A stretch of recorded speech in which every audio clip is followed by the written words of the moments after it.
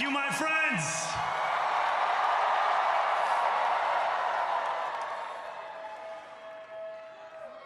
The sun may have set over our city this evening, but as Eugene Debs once said, I can see the dawn of a better day for humanity. For as long as we can remember, the working people of New York have been told by the wealthy and the well-connected that power does not belong in their hands. Fingers bruised from lifting boxes on the warehouse floor, palms calloused from delivery bike handlebars, knuckles scarred with kitchen burns. These are not hands that have been allowed to hold power. And yet, over the last 12 months, you have dared to reach for something greater. Tonight, against all odds, we have grasped it. The future is in our hands. My friends, we have toppled a political dynasty.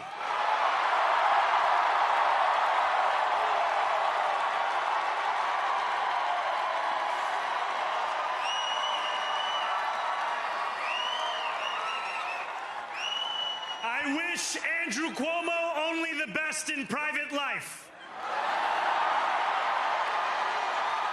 But let tonight be the final time I utter his name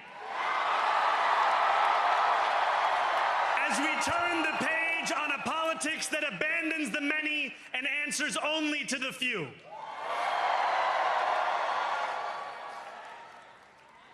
New York, tonight you have delivered a mandate for change, a mandate for a new kind of politics, a mandate for a city we can afford, and a mandate for a government that delivers exactly that. On January 1st, I will be sworn in as the mayor of New York City.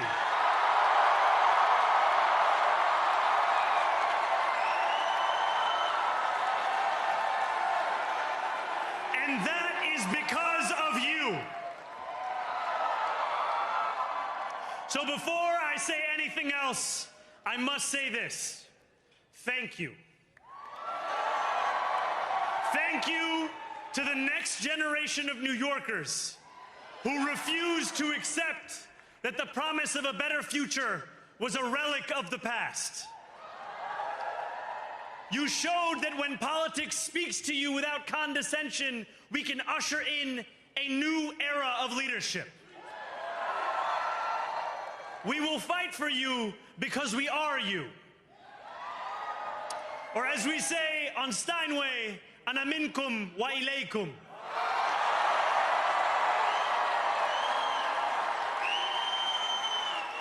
Thank you to those so often forgotten by the politics of our city who made this movement their own. I speak of Yemeni bodega owners and Mexican abuelas, Senegalese taxi drivers and Uzbek nurses, Trinidadian line cooks and Ethiopian aunties. Yes, aunties. To every New Yorker in Kensington and Midwood and Hunts Point, know this. This city is your city, and this democracy is yours too. This campaign is about people like Wesley, an $11.99 organizer I met outside of Elmhurst Hospital on Thursday night. A New Yorker who lives elsewhere, who commutes 2 hours each way from Pennsylvania because rent is too expensive in this city.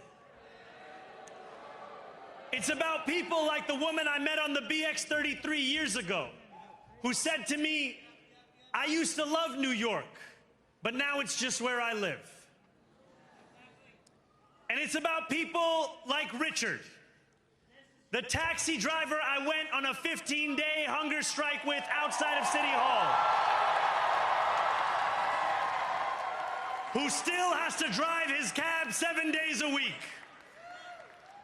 My brother, we are in City Hall now.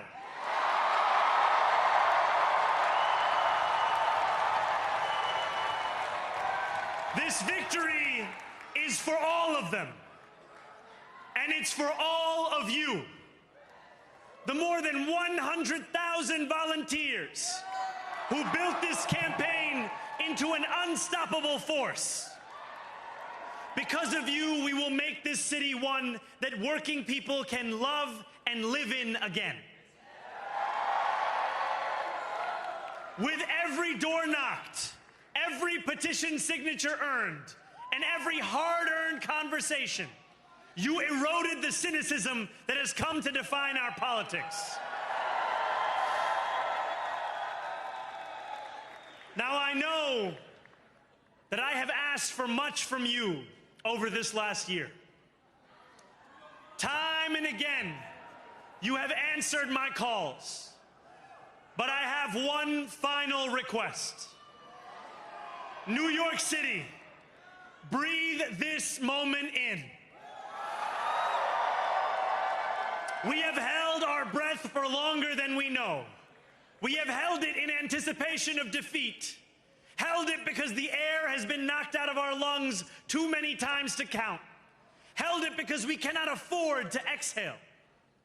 Thanks to all of those who sacrificed so much, we are breathing in the air of a city that has been reborn.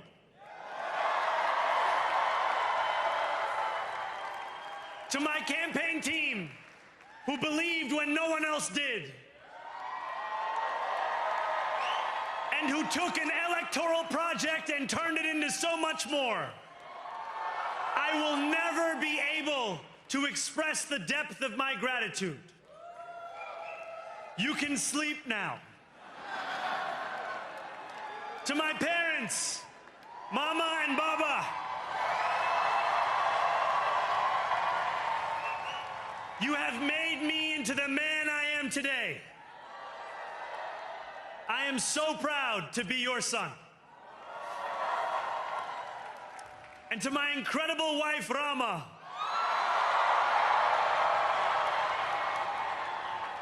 Hayati, there is no one I would rather have by my side in this moment and in every moment.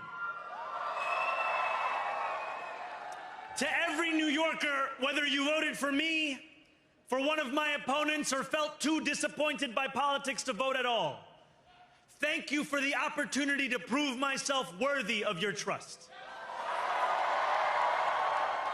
I will wake each morning with a singular purpose: to make this city better for you than it was the day before.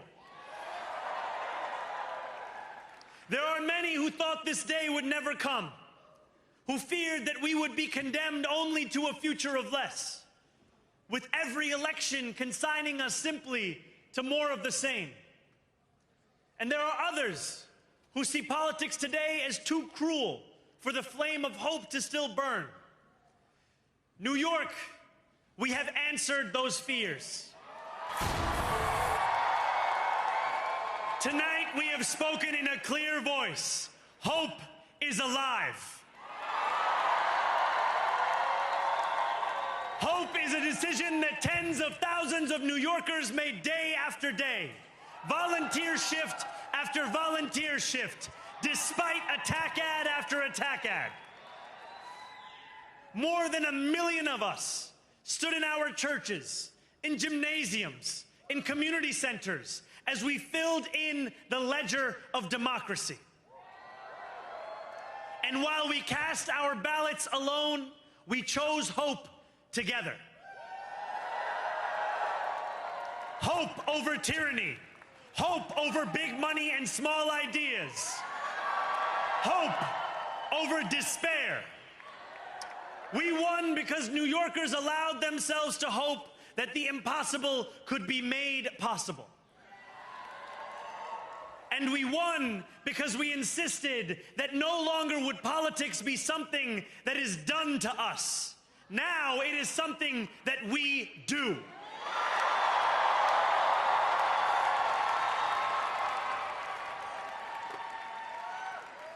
Standing before you, I think of the words of Jawaharlal Nehru. A moment comes but rarely in history when we step out from the old to the new, when an age ends and when the soul of a nation long suppressed finds utterance. Tonight we have stepped out from the old into the new. So let us speak now with clarity and conviction that cannot be misunderstood about what this new age will deliver and for whom. This will be an age where New Yorkers expect from their leaders a bold vision of what we will achieve, rather than a list of excuses for what we are too timid to attempt. Central to that vision will be the most ambitious agenda to tackle the cost of living crisis that this city has seen since the days of Fiora LaGuardia.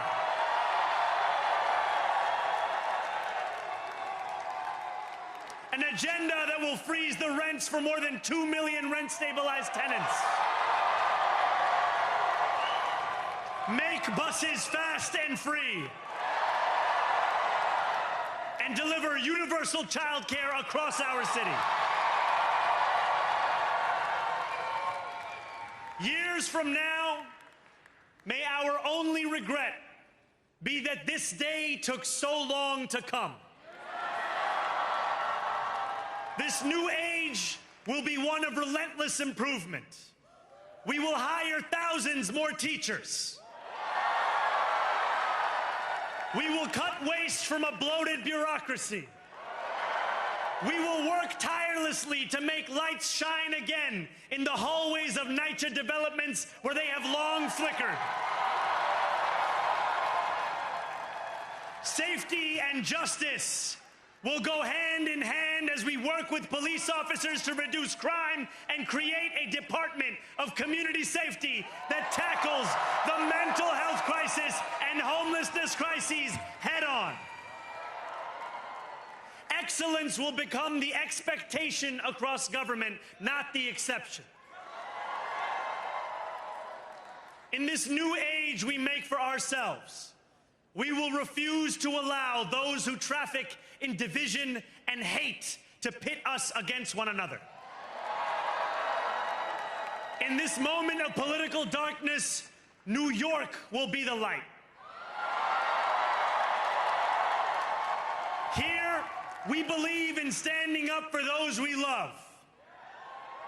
Whether you are an immigrant, a member of the trans community, one of the many black women that Donald Trump has fired from a federal job,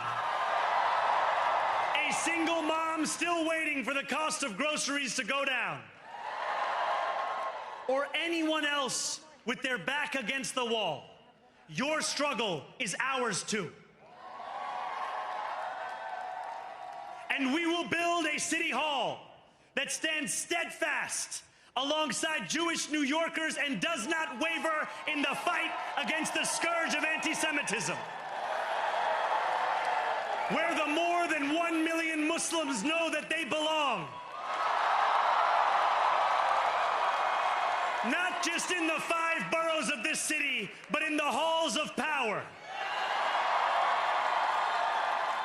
No more will New York be a city where you can traffic in Islamophobia and win an election.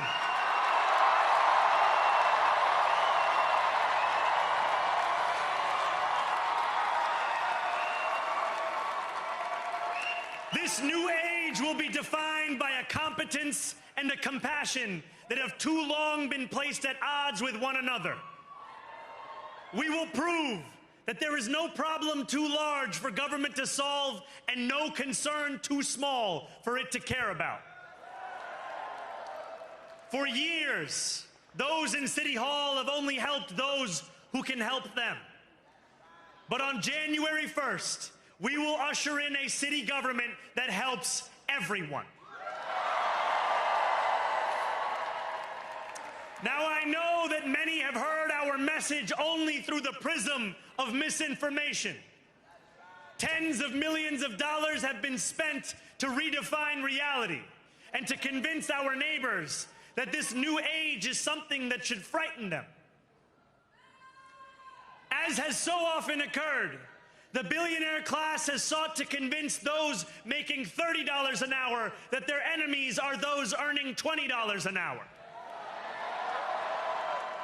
They want the people to fight amongst ourselves so that we remain distracted from the work of remaking a long broken system. We refuse to let them dictate the rules of the game anymore. They can play by the same rules as the rest of us. Together, we will usher in a generation of change. And if we embrace this brave new course, rather than fleeing from it, we can respond to oligarchy and authoritarianism with the strength it fears, not the appeasement it craves.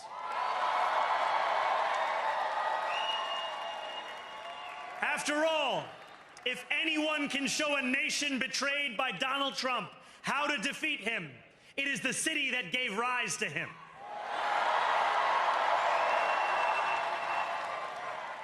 And if there is any way to terrify a despot, it is by dismantling the very conditions that allowed him to accumulate power.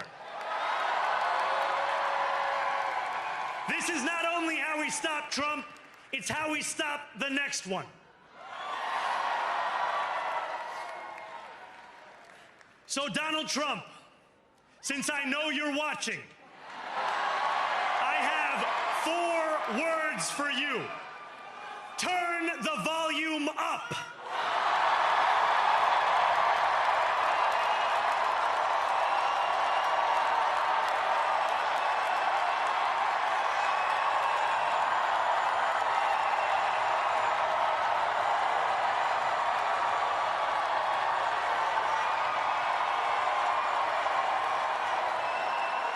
We will hold bad landlords to account because the Donald Trumps of our city have grown far too comfortable taking advantage of their tenants. We will put an end to the culture of corruption that has allowed billionaires like Trump to evade taxation and exploit tax breaks.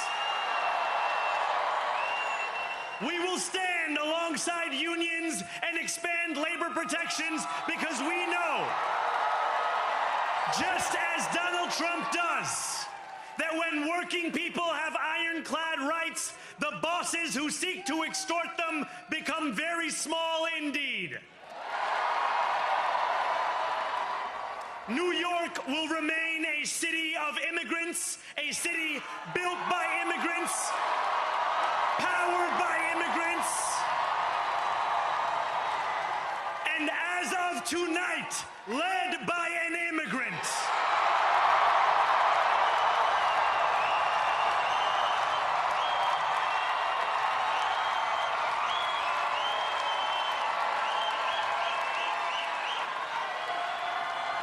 So hear me, President Trump, when I say this. To get to any of us, you will have to get through all of us.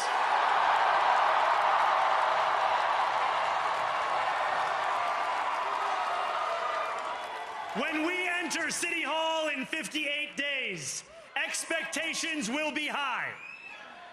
We will meet them. A great New Yorker once said that while you campaign in poetry, you govern in prose. If that must be true, let the prose we write still rhyme, and let us build a shining city for all. And we must chart a new path, as bold as the one we have already traveled. After all, the conventional wisdom would tell you that I am far from the perfect candidate. I am young, despite my best efforts to grow older. I am Muslim.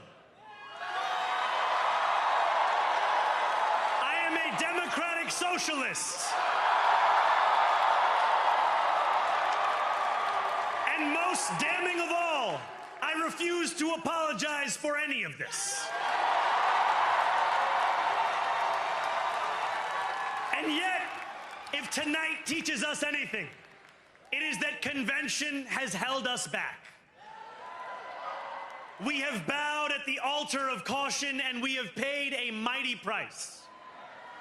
Too many working people cannot recognize themselves in our party.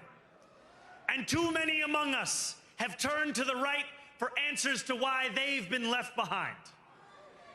We will leave mediocrity in our past. No longer will we have to open a history book for proof that Democrats can dare to be great. Our greatness will be anything but abstract. It will be felt by every rent-stabilized tenant who wakes up on the first of every month, knowing the amount they're going to pay hasn't soared since the month before. It will be felt by each grandparent who can afford to stay in the home they have worked for,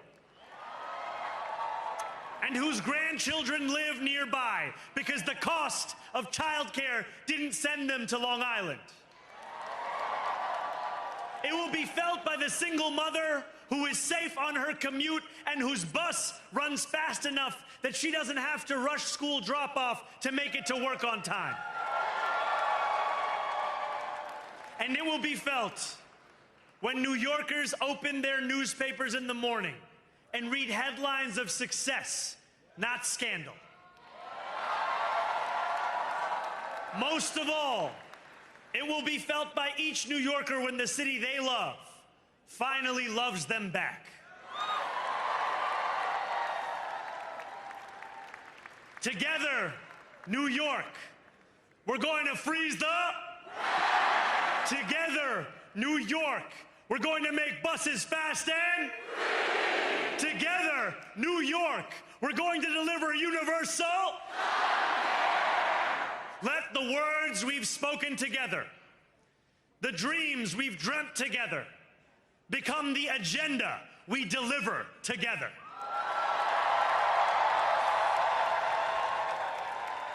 New York, this power, it's yours. This city belongs to you. Thank you.